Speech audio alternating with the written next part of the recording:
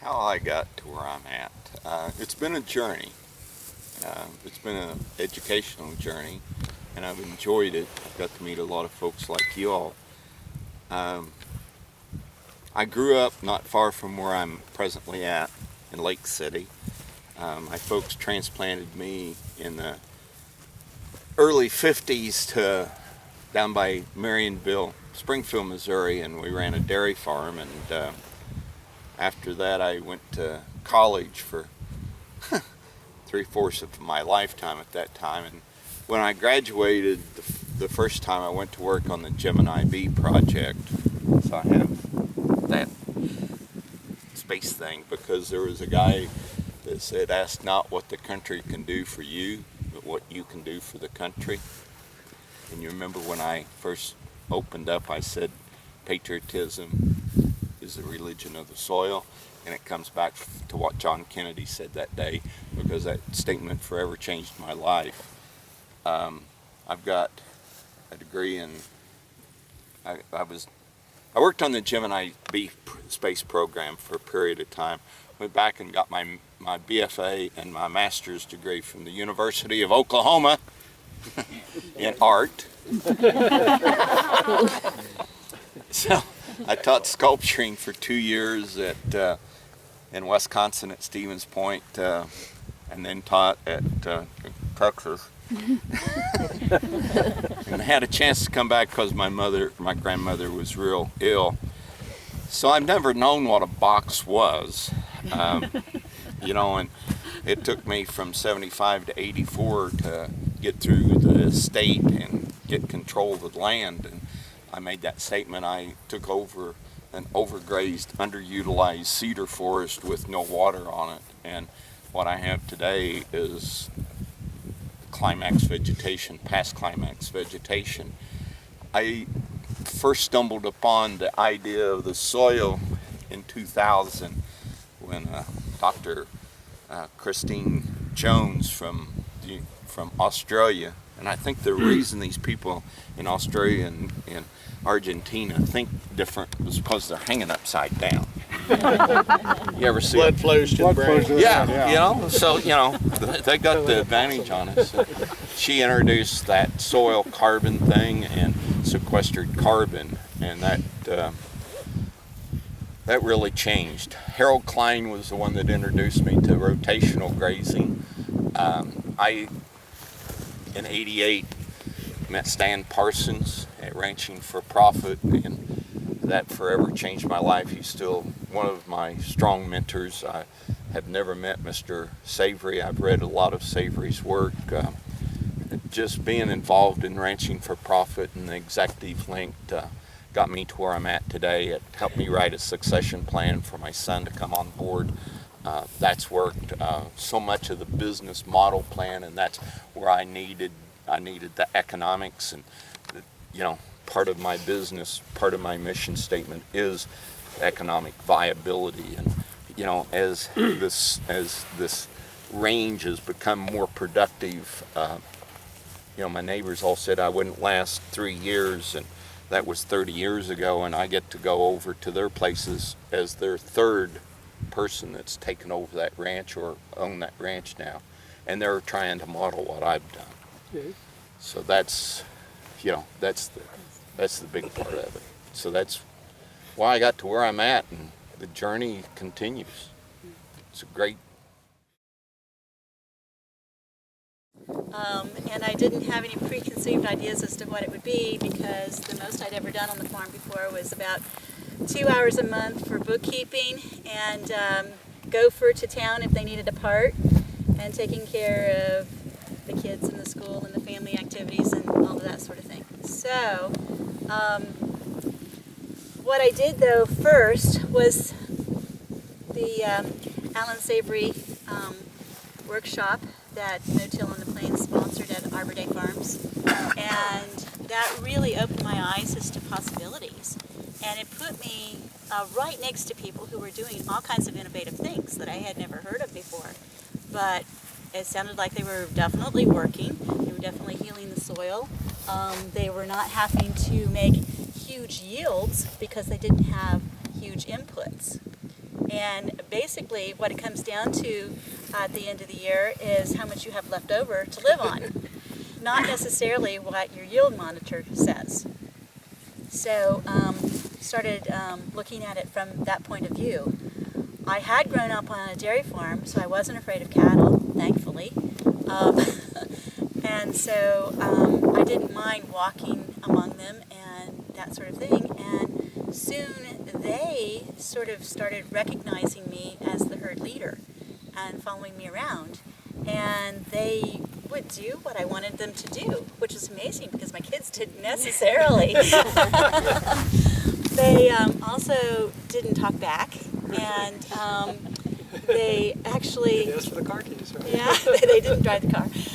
And they were very affirmative at a time when I needed a lot of healing because the accident was such a shock. And I'm still healing from that. And there's adjustments every day. And so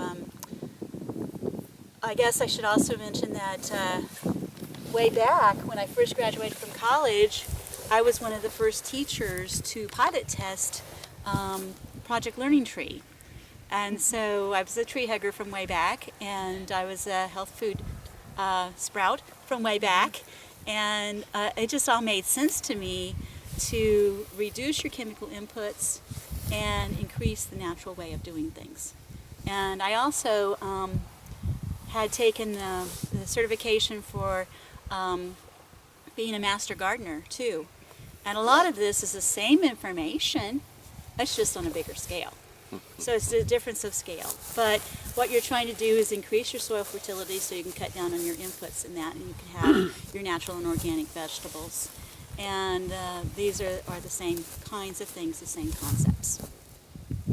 So heal the soil and clean up the water, and it will take care of you.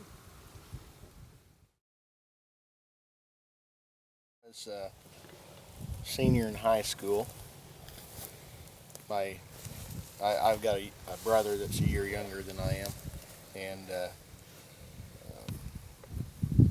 Dad walked in one day, called us in, the two of us in, and he was holding a chunk of soil. Southeast Kansas, where I grew up, clay soil. Some of you from down there know what it's like. 70% clay type stuff. And you could tell he'd been thinking for a while, and he said, "Boys, it's become really apparent that one of you is smarter than the other."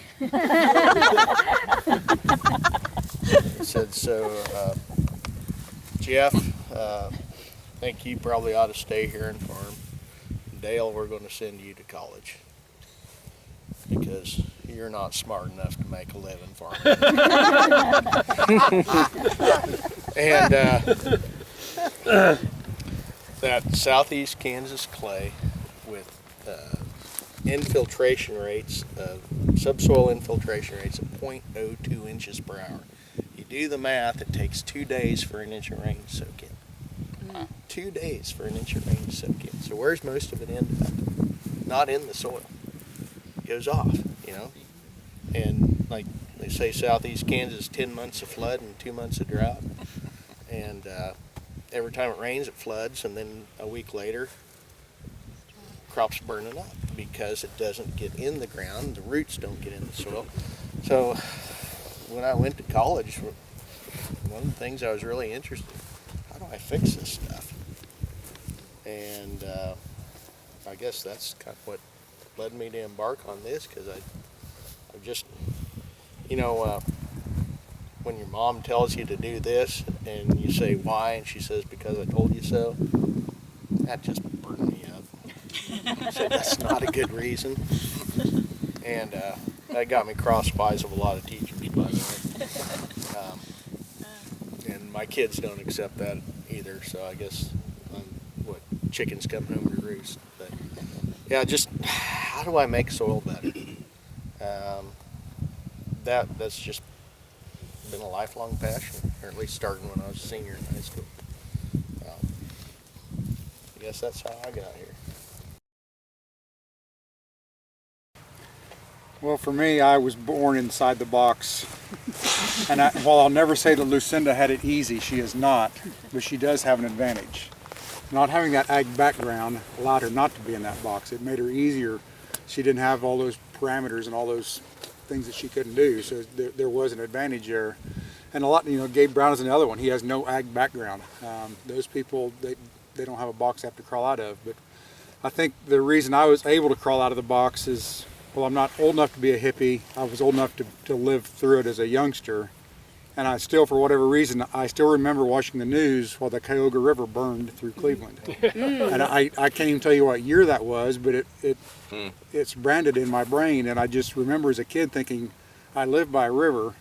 How the hell is a river burning? It's not supposed to be the way this is. It can be done. And so, I was at the tail end of that, of the wildlife, saving the wildlife and the planet movement and all that. And, that kind of got me into my adulthood. And so as I started farming in the 80s, I went to work every day knowing what I was doing was wrong. And we tried and tried and tried, but I was young and I was arrogant and I was too arrogant to ask for help, and so we failed. And so when you get beat down enough, by the 90s, I was older and humble enough to start reaching out and asking for help. And when you start doing that, you start meeting people like these people. And I've been fortunate enough to meet Alan Savory and Gabe Brown and Christine Jones and Christine Nichols. And I've taken bits and pieces of all of their ideas and operations and Colin Seiss and forging it onto my farm. And that's why I had the vision of where we're headed with my operation. From a grain farm to a grain and livestock farm to a perennial farm with grain second, and eventually even into trees and further into the succession. So that's kind of how I got to where I am. Failure sped that process up a lot. Going through a divorce, losing 15% of my acres and 70% of my net worth in a year and a half will change your management rapidly. And while it was very difficult, if I had not gone through that, I'd probably still be doing a lot of the bad things. It really sped the process up. So that's kind of how I got to where I am.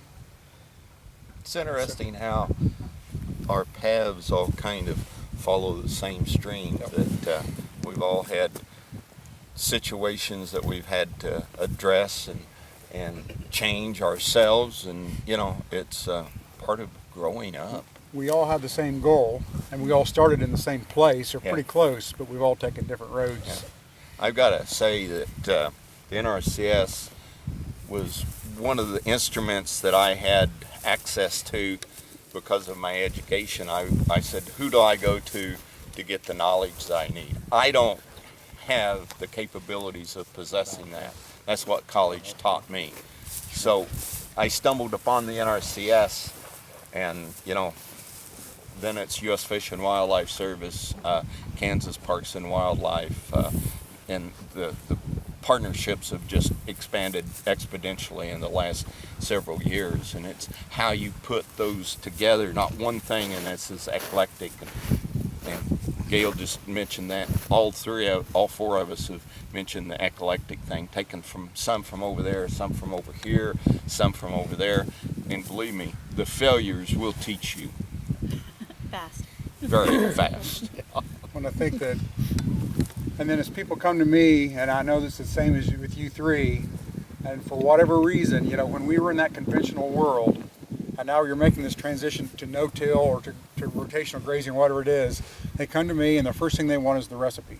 Yeah. And I didn't get a recipe from Gabe Brown or from Joe Clapperton or from Ted or Dale. I took a little bit off of his and a little bit off of Lucinda's, and you make it fit yours. I don't give anybody my recipe because it won't work. You're in a different environment. Even if you're across the road from me, you're in a different environment. So you've got to piece it together and make whatever fits into your lifestyle. Dale said he can't move him so often because he's got a full-time job, so he does what fits into his lifestyle. Lucinda has some health issues, so she moves her cattle differently than Dale moves his. It's what fits into your lifestyle.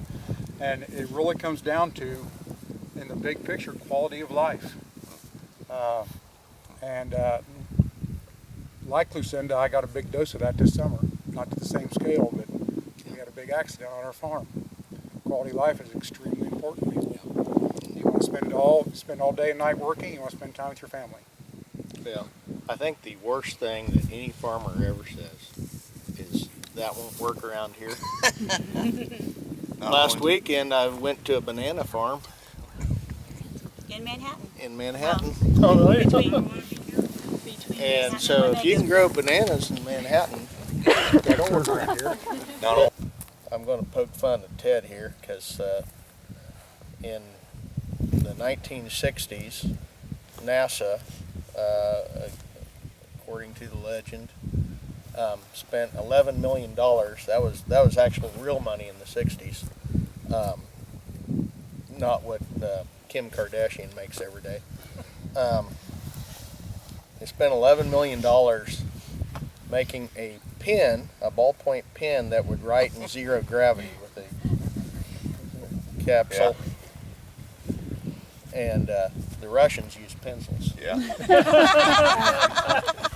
And right now there's a proposal to basically turn Donovan County, our little Kansas chunk of the Corn Belt, into a lake and build a $21 billion aqueduct in western Kansas and dump that water back in the ground out there and replenish the Ogallala Aquifer. And I think maybe we should use a pencil. Yeah. $21 billion would have essentially bought the nation's corn crop this year. Yeah. Why don't we just buy the nation's corn crop and ship it to western Kansas if we want to keep feedlots going? Maybe rather than build this huge project, maybe we need to adapt our agriculture to use less water.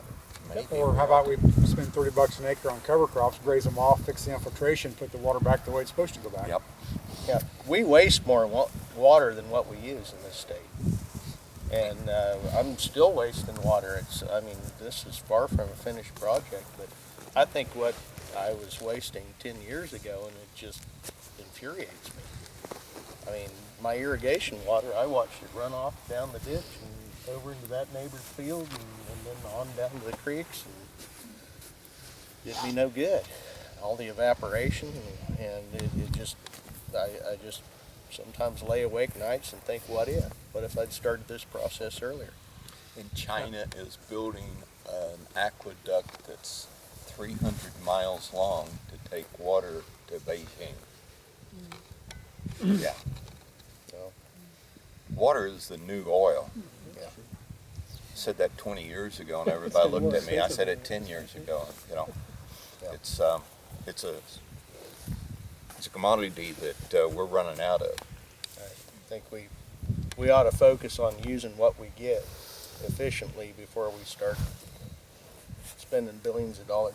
Think what $21 billion would do for encouraging people to do this. I mean, look at the manure distribution here. I mean, we've got plenty of research that shows on how much manure improves water infiltration, water holding Oh, yeah. capacity. By the way, Dale, we did teach Russians how to sharpen a pencil. All of us here have basically, I mean, virtually none of this originated out of my little pea brain. These are all ideas that I stole from other people and just put them together. Research. Google is my friend, and a lot of personal conversations, a lot of late night phone calls. How many times do I call you a week? Once a week anymore? You know, I talk to a lot of people, and congratulate you guys for being here, because you're going to learn more on the bus ride home than probably what you learned here from each other. Everybody's a valuable resource. Every one of you know a lot of stuff I don't. We all stand on the shoulders of giants.